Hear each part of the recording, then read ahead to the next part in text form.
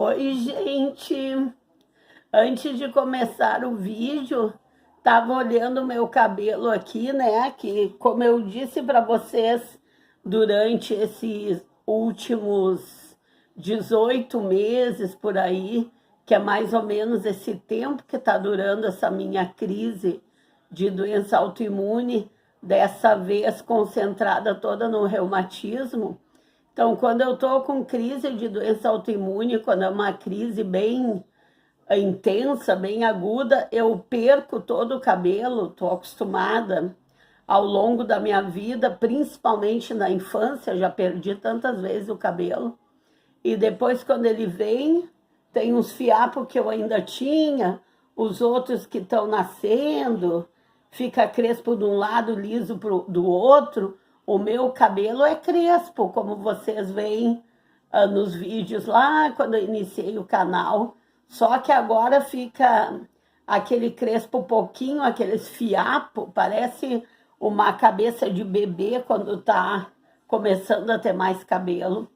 Mas, enfim, o importante é que já caiu, já está voltando, um dia de cada vez.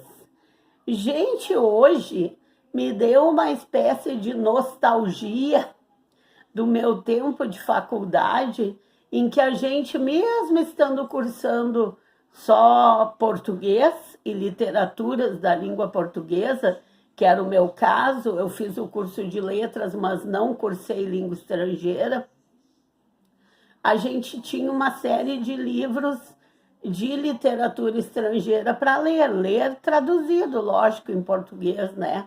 No nosso caso, quem era do inglês, lia em inglês, quem era do espanhol, lia em espanhol, etc. Mas a gente tinha que ter o domínio também da literatura estrangeira, pelo menos dos clássicos. E um dos autores que nos pediam para ler é esse autor que eu acho o nome lindo, eu acho um nome assim poderoso, como vocês dizem hoje, potente. Acho bonito o nome, acho chique, acho glamuroso, que é o Isaac Asimov. Não sei bem se seria essa pronúncia, porque eu, como professora de linguística, você sabe, né, que eu defendo as múltiplas pronúncias de um mesmo nome. Então, Isaac Asimov me deu, assim, uma nostalgia de ler os livros dele, e hoje eu, mais velha, tenho um outro olhar sobre os livros dele. Hoje eu posso comparar muita coisa dos livros dele, como o próprio Harry Potter, né? O número 1 do Harry Potter e a Pedra Filosofal. Aqui poderia ser o Gaal e Seldon e o Cristal, né? Que ele tinha aquele aparelho que ele nunca definiu, né? Exatamente como seria, mas se imagina que fosse uma espécie de cristal esse instrumento, né? Que pudesse projetar imagens nas paredes, hologramas, que pudesse fazer cálculos matemáticos assim muito complexos. Então, o livro Fundação, que esse nome Fundação também é um nome bem forte, né? Que o Isaac escreveu lá em 1950, 75 anos atrás, tanta coisa que ele previa na ficção científica, né? Como até a transmissão dessas imagens em 3D, em 4D, né? Eu digo que o livro também poderia se comparar com o Harry Potter por causa daquilo de aparatar quando vai de um lugar para outro, né? Porque eles também faziam esse exercício de ir de um lugar para outro em poucos segundos ou minutos, assim como a gente lê nos livros espíritas também, que os espíritos também fazem essa viagem entre os mundos em poucos minutos. Então, hoje, mais velha, eu compararia os livros do Isaac Asimov com outras literaturas, até mesmo com a literatura espírita em muitos aspectos, como eu acabei de dizer, das viagens em segundos, né? de um mundo para outro, como o Harry Potter, disso de aparatar, como eles chamavam, né? Que era sair de um lugar e em segundos estar em outro. Então, esse livro Fundação conta a história de um matemático, um jovem matemático, ele se diz até no início do livro um caipira, ou uma pessoa muito simples, esse jovem chamado Gaal, ele, vamos dizer assim, que ele é convocado ou convidado, né, para fazer essa viagem intergaláctica, que ele vai conhecer o Seldon, que é uma espécie de mentor dele, e que estuda muito a chamada psicohistória, para eles verem um jeito de evitarem muitas futuras guerras e coisas ruins para todos os planetas.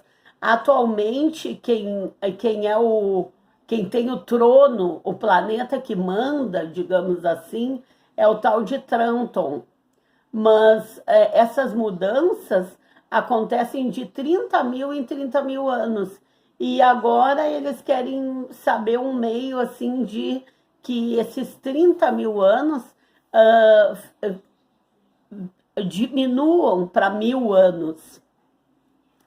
Isso tudo eu estou contando para vocês conforme vem vindo a minha memória, porque eu li esse livro há muito tempo, quando eu ainda estava na faculdade de letras.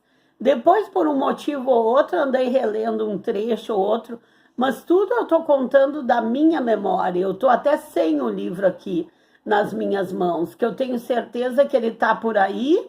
Não sei se está naquele estado que eu já mostrei para vocês, alguns, né, que eu já tinha desde a faculdade, que eu tive que acabar botando fora, porque não tinha como doar, não tinha como botar no nosso sebo, porque já estava até ruído por traças.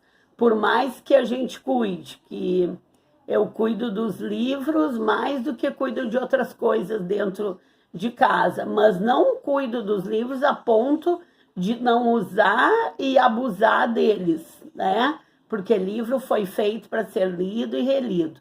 Mas eu não achei a fundação. Então, esse aqui vai ficar como a parte 1, esse vídeo. E a parte 2 eu vou fazer quando eu achar o livro, dar mais uma relida ali rapidamente, porque eu lembro de alguns detalhes do livro, porque na época eram dos estrangeiros que nos pediam para ler, o Isaac Asimov era o que eu mais gostava de ler. Achava muito interessante todas aquelas histórias dele. Isso que eu li lá na década de 70, 80. Esse livro ele escreveu bem no iniciozinho da década de 1950, acho até que em 1950 por aí. E eu já achava assim, mesmo na época que eu li, ainda não existia celular, ainda não existiam os recursos na TV como tem hoje, os recursos na medicina com os exames como tem hoje. Eu já achava muito fantástico ele prever algumas coisas que aparecem no livro. Que dirá hoje, que eu vejo que muita coisa que ele previa no livro, hoje acontece com muita naturalidade. Como eu acabei de falar para vocês, essa coisa da transmissão de imagens para uma parede, a transmissão de imagens em 3D, em 4D, aí a gente fica assim encantada de ver como os escritores são artistas, são visionários, claro que os escritores são artistas, mas eu digo artista assim, ó, do ponto de vista mais genuíno dessa palavra. Artista, assim, que é incorporado de uma arte que a gente não tem o domínio. Eu, pelo menos, não tenho, né? De prever tantas coisas assim, ó, 50, 100 anos antes. É uma coisa que impressiona demais a gente, demais. E essa própria guerra entre os planetas e o fato desses milhões de planetas serem todos habitados é uma coisa que o Espiritismo também há muito tempo acredita. Nem todos os cientistas, por incrível que pareça, ainda hoje, nem todos acreditam. Mesmo ainda hoje, com toda a evolução, que outros planetas, ou tantos planetas assim, sejam habitados. Mas porque também tem aquela ideia, para ser habitado, tem que ser habitado por humanos, né? Por pessoas iguais a gente, iguais a nós. Mas não necessariamente todas as vidas têm que ser à semelhança de um humano, né? Tem outras maneiras. A gente sabe mesmo que aqui em cima da Terra, aqui em cima do Brasil, tem outros mundos. Um deles é o nosso lar, são colônias, né, de espíritos. E assim deve acontecer em outros planetas. Então, esse livro, A Fundação, assim que eu encontrar no meio de toda a minha, vamos dizer assim, livralhada, aí eu faço um vídeo falando um pouco mais sobre a história. Mas, como eu disse lá no início, basicamente é a história de um jovem matemático chamado Gaal, que ele é convidado ou convocado para fazer essa viagem intergaláctica e conhece o Seldon, que é uma espécie de mentor dele, ajudado pelo Cristal, que tinha um nome lá, o tal Cristal, mas não me recordo o nome agora, que esse Cristal é o que ajuda nas contas matemáticas mais complexas e ajuda assim a projetar, né, imagens também, através da matemática e através do que eles chamam a psicohistória, eles vão tentar evitar futuras guerras entre esses planetas, que sempre tem que ter um que domina os outros, o que na época em que o Gaal foi convidado, quem estava dominando era o Tronton, se não me engano era esse o nome do planeta, Tranton. Eu sei que era alguma coisa assim, porque na época até me lembrava assim, ele domina porque é um trator, porque era tipo trator, alguma coisa assim. E é isso. E daí, claro, não vou contar para vocês o final, mas porque vocês não gostam, né, de spoiler e tal. Mas no próximo vídeo eu já vou ter achado o livro. Vou mostrar para vocês o livro bem antigo, porque eu tenho as edições antigas mesmo, uma das edições antigas. E daí eu conto mais um pouco para vocês dessa aventura que hoje em dia...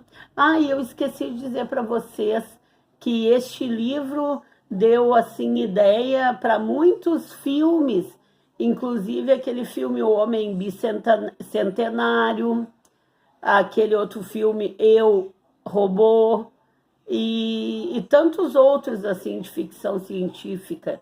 Então, o Isaac Asimov, ele é de origem russa, e aqui eu chamo a atenção de vocês que em quase tudo que a gente vai ler sobre o Isaac Asimov, sempre tem assim, origem russa.